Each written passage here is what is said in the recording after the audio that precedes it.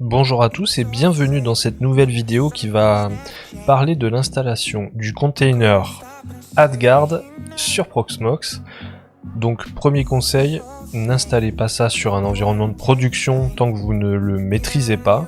Moi je vais l'installer sur mon réseau familial, celui où je me connecte habituellement, juste pour tester si les paramètres fonctionnent, si ça me bloque rien de particulier et surtout retenez bien comment retourner en arrière en cas de problème pour ne pas bloquer votre réseau et ne plus accéder à internet.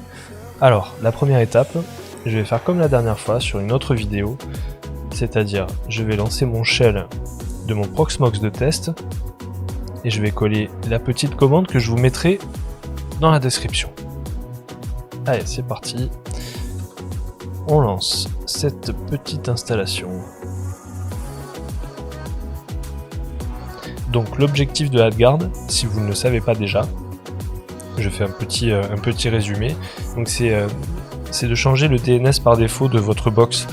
Votre box, elle va laisser passer des sites qui vont tenter de faire du phishing par exemple, ou dans tous les cas, avec pas mal de sites, vous pouvez vous en rendre compte, vous avez beaucoup de publicité, et là on va essayer de filtrer ça au maximum pour en avoir le moins possible. Et de cette manière, on va pouvoir naviguer de manière plus fluide. Alors, même si vous avez la fibre, tout le monde n'a pas envie de voir des publicités toutes les 5 minutes. Donc là, c'est parti, j'ai lancé ma commande et maintenant, je me mets un peu plus petit. Et je vous montre comment on fait l'installation. Donc, on choisit Advanced, on choisit Debian,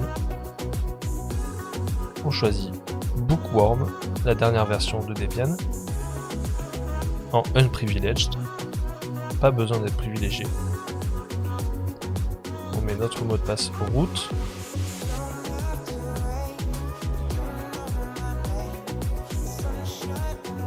On confirme notre mot de passe root. Là je vais garder l'ID du container par défaut. Je vais juste renommer. Ça c'est... Chacun voit midi à sa porte, mais moi je veux toujours le mot VM devant. D'ailleurs c'est même pas une VM, on va dire que c'est un container. Et le reste je garde tout par défaut, sauf l'adresse IP. Donc pour l'adresse IP, moi je connais un peu mon réseau, mais j'ai quand même vérifié. Je veux prendre du 252 à la fin, donc je ping, et si j'ai pas de réponse, ça veut dire que l'appareil que je mets en place peut prendre cette adresse.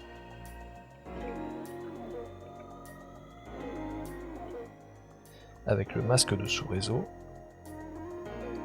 En passerelle, je mets ma box. Après, je laisse par défaut. Le DNS serveur IP, je mets Google. Donc ça, c'est possible de mettre autre chose. Vous pouvez mettre Cloudflare 1.1.1.1, 9.9.9.9, peu importe.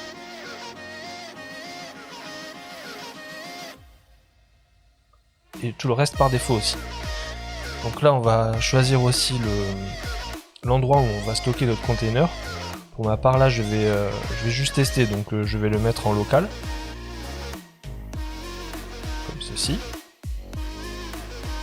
Et puis après l'installation va se faire s'il n'y a pas d'erreur. Donc on se retrouve dans quelques secondes. Ou peut-être quelques minutes, ça dépend. Ok, donc l'installation s'est terminée, ça a pris quelques minutes, pas quelques secondes.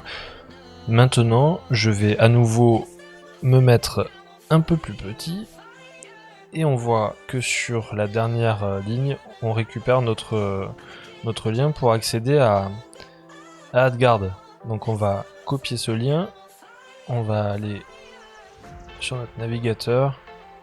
Donc moi j'ai 192.168.1.252.2.3000, donc c'est le port par défaut de AdGuard.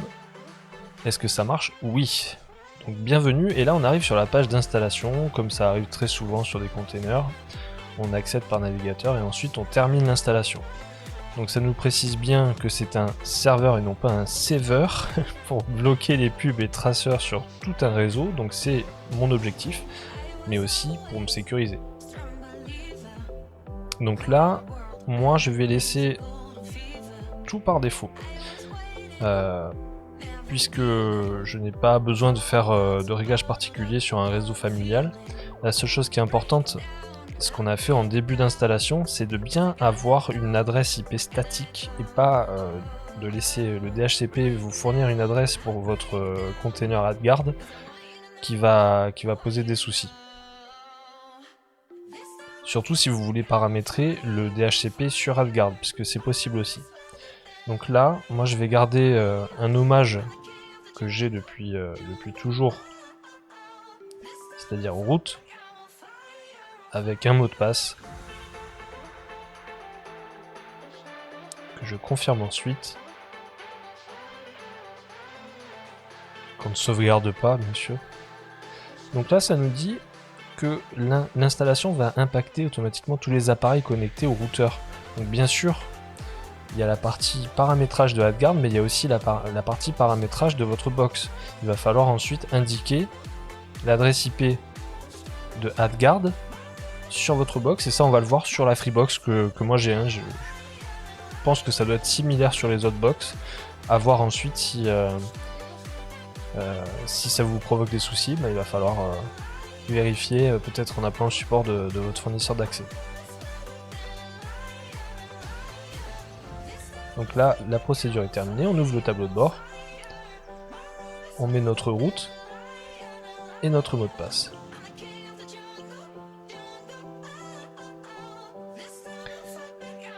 Et là, on a un tableau un dashboard qui nous montre ce qu'il a bloqué, donc ça c'est bien pour voir si ça va fonctionner, parce que bon, si c'est des sites sur lesquels vous avez l'habitude d'aller, que vous voyez des publicités et que d'un coup vous n'en voyez plus, forcément ça a marché. Mais sur d'autres sites que vous connaissez moins, et surtout ceux qui vont tenter de vous voler des données, donc les sites de phishing, vous n'allez pas forcément avoir la main là-dessus. Donc là, ça fonctionne, on a accès à notre dashboard, forcément tout est vide. La deuxième partie, c'est la box, il faut paramétrer la box. Donc nous, notre AdGuard, on l'a dit plusieurs fois, c'est 192.168.1.252. Et quand on est sur la Freebox, en mode avancé, on a ce petit truc là, qui est le DHCP. Et en DNS, on a la passerelle de notre box. Donc en fait, c'est notre box qui fait office de DNS. Donc là, il faut changer. Et mettre AdGuard. Et ensuite, vous pouvez mettre, quand même par sécurité, un autre DNS, 1.1.1.1, et éventuellement un troisième, 9.9.9.9. Donc on garde notre box en serveur DHCP. C'est notre box qui va dire, c'est AdGuard notre premier DNS. On applique. On valide. Et on teste.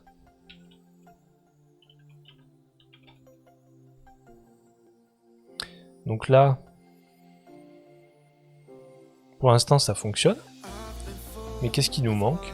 C'est de savoir si c'est AdGuard qui nous a donné notre adresse. Donc là, moi j'ai un bail actuellement sur mon PC. Et ça va être simple. Si je fais un ipconfig /all, alors il y a pas mal de cartes réseau, et je vois que mon DNS, c'est encore ma box. Alors comment faire pour réactualiser ça? Il n'y a pas 36 solutions, c'est soit on redémarre la box, ainsi nos appareils connectés sur le réseau vont se refournir par le DHCP et récupérer la bonne adresse. Je pense que c'est la meilleure technique.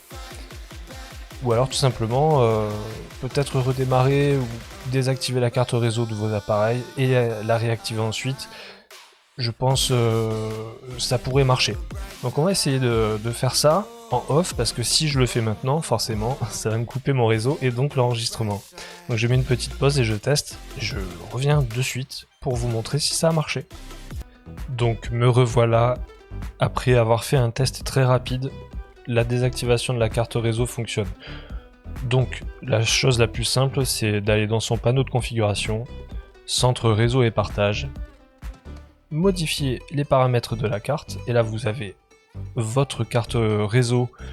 Donc moi je suis en Ethernet, mais ça marcherait tout pareil si vous étiez connecté en Wi-Fi. Je rentre tout simplement sur le clic droit, je désactive, je réactive, et ensuite je vérifie si ça a marché.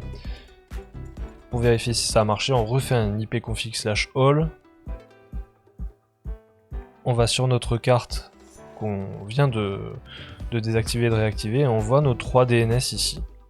Donc maintenant que les DNS sont paramétrés, eh bien on va retourner sur un site pour vérifier que tout fonctionne. Et là, ça fonctionne.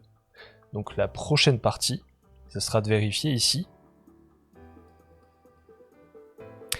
si ça a marché, et manifestement ça marche déjà. Donc on voit certains sites sur lesquels j'ai accédé il y a quelques temps, mais c'est surtout tout mon réseau local en fait qui va remonter des informations dans ce tableau de bord. Donc on voit que il y a mon PC qui a remonté déjà pas mal de requêtes, mais il y a une autre machine qui l'a fait également, et on voit que ça marche. Donc ensuite, bien sûr, il y a des paramètres et des filtres à mettre en place si vous voulez empêcher les sites pour adultes pour des enfants ou des choses comme ça. On va pas rentrer dans le détail. Là, on a juste fait l'installation, on voit que ça fonctionne, on voit déjà des retours. Donc maintenant, c'est à vous de jouer pour le paramétrage. Merci d'avoir suivi cette vidéo. N'hésitez pas à vous abonner si vous voulez accéder à d'autres tutoriels, ou alors, comme vous avez pu le voir, à des vidéos de gaming. La prochaine vidéo de gaming, ça va être la suite de Metal Gear, et ensuite on va attaquer Stalker. Et puis pour les parties techniques, on va voir d'autres choses comme je l'ai expliqué précédemment, c'est-à-dire la mise en place d'un cluster en haute disponibilité de Proxmox, et puis aussi d'autres petites choses, des ajouts, des tests. On va essayer de faire des hackings éthiques pour essayer de contrôler si son réseau est vulnérable ou pas. Donc voilà, restez connectés, abonnez-vous, mettez votre petit like, et ça m'encouragera pour la suite. Merci à vous, à bientôt.